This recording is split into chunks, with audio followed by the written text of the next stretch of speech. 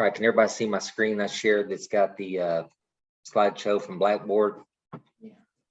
Okay, this week, real quick, Yes. I'll go over a few things. The assignment this week is doing a reflection paper on the Andrew case and doing a comparison to the Hendrick Hudson case, Board of Education versus Raleigh, and doing a comparison. And on the slideshow, or the slides for this week, it gives a little comparison between the two. So I just kind of wanted to go over that briefly with you and see if anyone's had any questions over that as you started your reading. But basically the case on Andrew in 2017 was dealing with a child who had autism.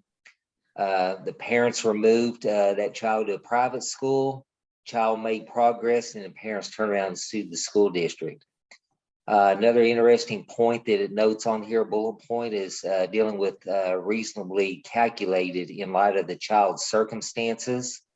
Also, there's an issue of whether or not there were challenging enough goals on the IEP, and then also no bright line, must be more than basically the minimum on there, very bare minimum.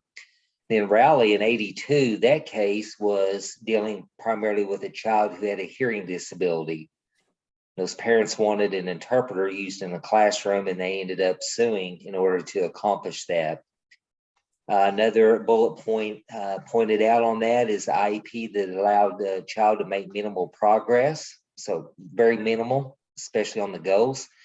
Had some educational benefit, and then there we see the minimums, and basically that's the very minimum. So going back to the Raleigh case, some questions that were asked is, what is meant by requirement of FAPE, free and appropriate education? And then also referring to a checklist, talking about adequacy. And then also, what is the role of the courts in the review of the school district decision? Basically, they didn't want to meddle with educators as professionals, but development of the IEP had to be substantially adequate. Okay, so that was kind of some questions that were brought up in that court case. In the Andrew case, some questions that were asked is, what is the educational or the level of benefit, educational benefit, that the school district must confer on children with disabilities to provide them free and appropriate education? There was an argument pertaining to when trying to establish a standard for determining a child with disabilities versus receiving FAPE. The standard must be somewhat more than basically the bare minimum. So those are some important points that it brought out. Had anybody had a chance to look over the articles yet before this evening? Or have you got that far yet? I know you probably have a lot going on at school, but has anybody really got to dive into that and look at it?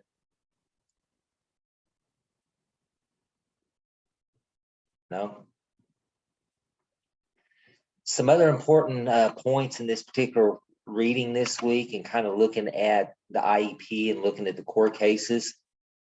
One thing I think you're going to see when you read those is making sure that you have measurable goals. The two cases, they specifically pointed out reasonable goals in there, and it sounds like to me that both of them were very minimal. So you want to make sure you have good measurable goals that were specifically designed for instruction. Also looking at evidence-based practices as well, and that they have an equal opportunity to participate in all activities within the school. Another important thing to remember also when you're looking at IEPs, especially if you work in the high school level, is looking at transitional services. Any of you guys work in the high school level? Yeah, I'm in high school. Okay. So, and I've been putting transition goals on all my incoming freshmen. Okay, so it's very important to do that when they get into high school. Are you guys working a lot with, I know it points out here, vocational rehabilitation services? Do you guys do that much in your district? I've got a couple that are got a rehab person that either comes or we're on consult, or it just depends on the student.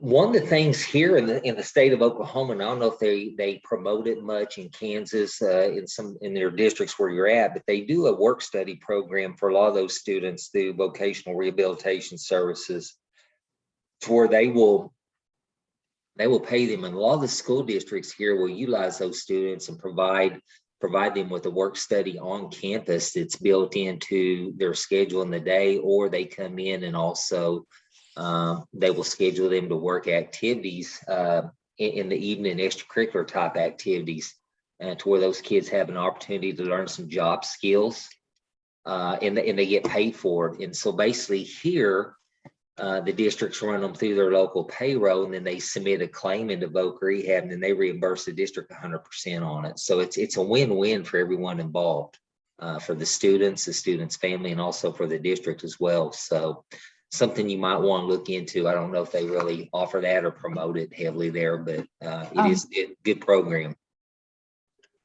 My son actually is in vocab that vocational rehabilitation. Yeah. Yeah. He's working with one right now. He goes to Chisholm Life Skills here in Wichita, and he's working with one. Yeah, exactly. So they help them prepare for interviews and their goals and things like that. So they go over a lot of job skills. It's not just actually going and performing the work, but they also work with them and teach them how to interview and work on a resume and do a lot of things like that. So it really is, it's very good to have that partnership between your local district and Voc Rehab, because they really provide some good services. And one thing, and when we first got involved with them years ago, I didn't realize this, and our counselor assigned to our district informed me of this. So basically, for every state dollar they get, seems like she told me they got 5 or 6 federal dollars to match it. So they get a lot of federal money to work with. Also, they can provide your district with some assistive technology devices as well. If your district has trouble providing that for students, you can go to those counselors at Voc Rehab, and they can help provide some assistive technology if your district's in need of that. So that's another resource for you right there that you might remember. Also under Voc Rehab, part of their goal and challenge is to break those barriers preventing students from being successful once they leave the school setting. They also will offer some adult services, and so they will work with those students even after they graduate to help them transition into adulthood. And so ultimately their goal is to eliminate those barriers preventing those individuals from being successful.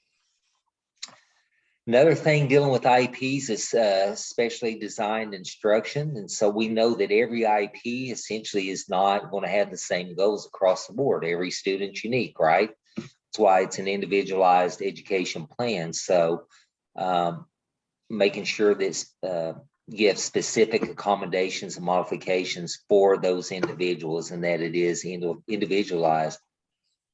Right here, another thing, and it'll show a picture kind of to give you a visual of this, but making sure that understanding the difference between equality and equity. A lot of times individuals may get those two terms confused or think they're the same thing. And there's a picture on here that depicts it. Anybody see the picture explaining the two? Equality, they all have a box, right?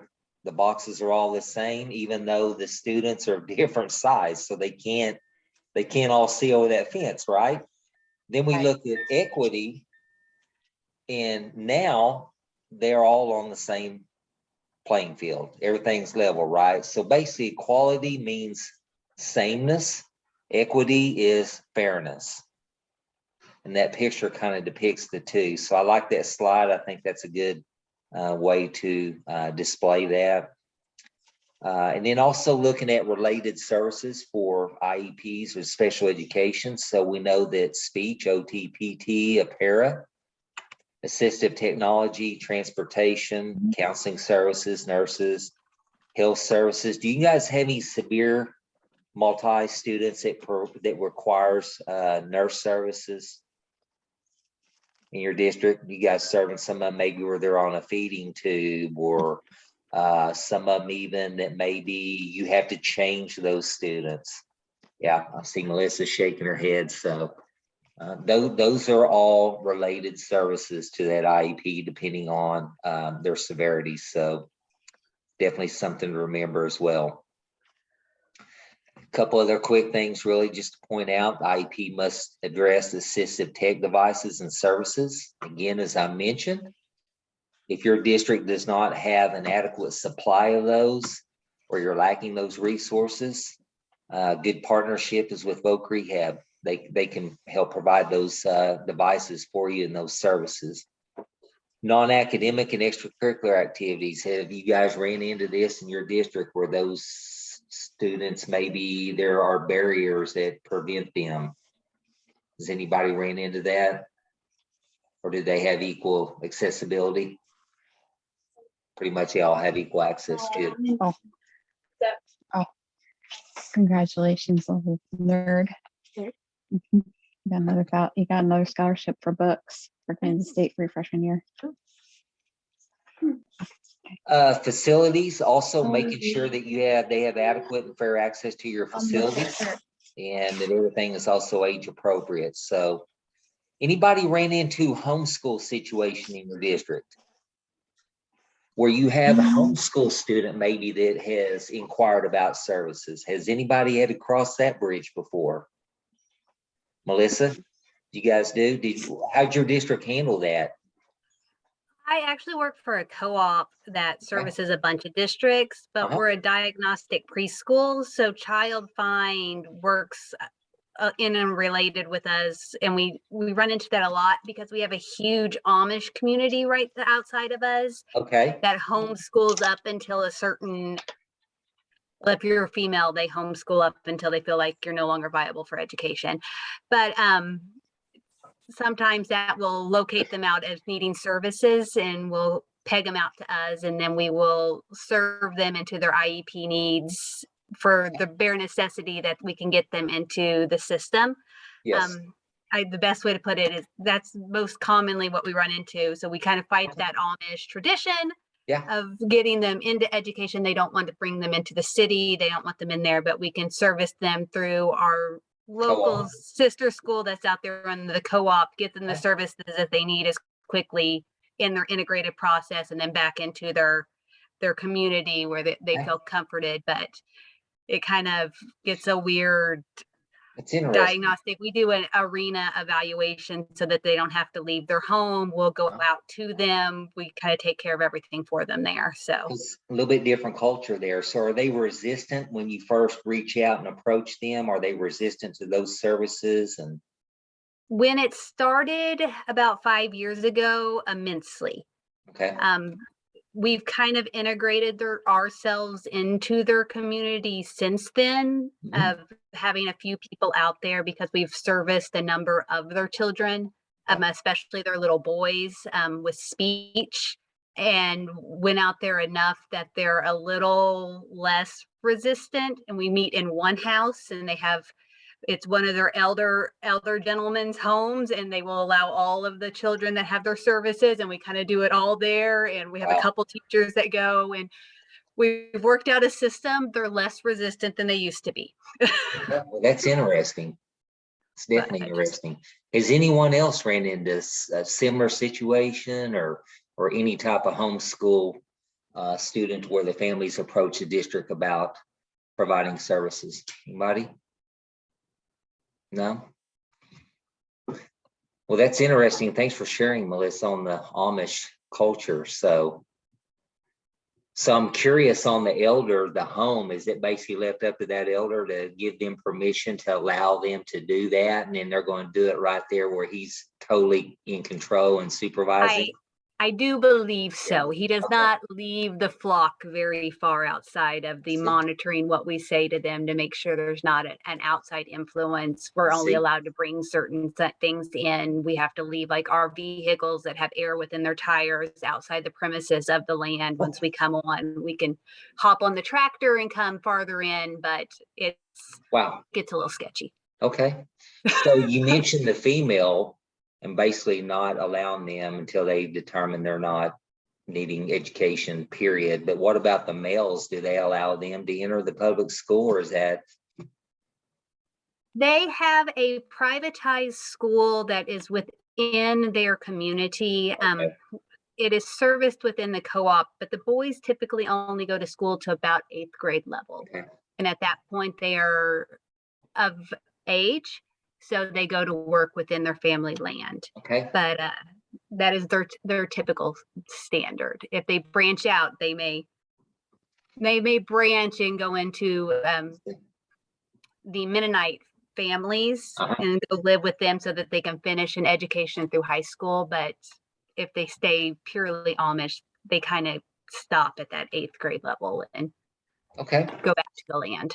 All right, that's interesting. Thank you. One of the other areas, see if any of you guys are having to deal with this, is when we talk about juvenile detention centers or incarceration, still must provide services to those students. So has anybody in your district, are you responsible for providing service to maybe a detention center that's located within the boundaries of your district? I actually teach in the juvenile detention facility. Okay. You want to talk a little bit about that? Well, we don't provide, I think we provide what we can. I think there's like a special mark that goes on the IEP, and we have special wording for it that says because they are incarcerated, we are limited into what we can offer them. Right. But we do we do the best that we can with what we have. I mean, we don't have sensory rooms, we don't have OTs and PTs, we don't have speech therapists or social workers. We do have a specialized certified teacher that does that, because like if their IEP needs renewed or we need to do a 3-year reeval, we do that. As teachers, we get the information, when an IEP comes up, we have to give them the Ames Web or whatever it is that they do. Right. I wish there was more we could offer them, but because I don't feel like some of these, because we have in our jail, like when we have kids on IEPs, but we also have a lot of the 504s, the EDs, the kids with more of the emotional. Mm-hmm. So I wish we had more tools, like a padded room or more therapy or something for them, because it can be hard sometimes. So basically you guys are just providing the very basic that you're Yeah, required. we do what we can. Like I try to come up with my own system in my room. I try to read through it. Like I have one that she was in a day school previously, and I read through IP that she said she needs breaks, so I worked out a system with her for breaks. Okay. And what she can do, can't do. I sometimes I just kind of read them. I mean, I can't, and because of the students that we have, like I can't just pull one out in the hall to calm them down. I can't, we have to be very careful about what we do and how we do it. There are certain kids that cannot be together because of cases.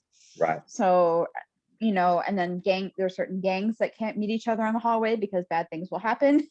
Right. So, I mean, it's just like, you have to be so careful what you do, but I do the best that I can to. Some of those are they in there short term? I mean, is it kind of a mix? Some maybe are long term and some are in there just in transition to another facility, or? I've had kids as short as a few days, and I've had we've had kids there that have been there 3 or 4 years. Okay. It's because we're like a holding facility. So, it just depends on what's going on, how long the trial drags out. So. Okay. Well, that's interesting. Yeah. Thank you for sharing that. So depending on where you're at, are you the employee signed for the LEA basically to provide the service in the detention center, or is that how that works? Well, we don't have a special ed room per se. Okay. So we just have, like just the kids are all kind of grouped together, and most of our kids are on IEPs. So a lot of them, with more of the emotional, disturbance. So I just read through the IEP. I do what I can to accommodate. If they need a scribe, print out their notes for them. Just things like that, and whatever I can do, I do. Okay. Another interesting setting there. So we had Amish and juvenile detention center. So you get a couple different aspects there as far as educational services that districts are required to provide. So Big difference between the two, obviously. Mhm. For sure. Anyone having questions over what I went over? I just mainly wanted to cover the slides that talk about the court case and what you're going to do your comparison on the reflective paper. See if anyone had any questions on that. And then I would challenge you and encourage you to go through and review the remainder of the slides that are on there. It just talks about some basics regarding to IEPs, some requirements, and making sure that you have good measurable goals on there. Basically staying away. I think you'll take from your court cases is make sure you have more than just the bare bone minimum in it for each kid. So anyone have any questions on that? That assignment will be due Sunday at midnight. So I see Tanya going, ducking her head. If you run anything, let me know if you run into an issue on it and, or get sidetracked with school and need a little extra time, just shoot me an email. I'll work with you on that. I know you guys have a lot on your plate right now. So just trying to deal with COVID and everything else. So, all right. If nothing else, I'm gonna let you guys go. Have a good evening and stay warm. Okay. All right. Take care. Thank you guys.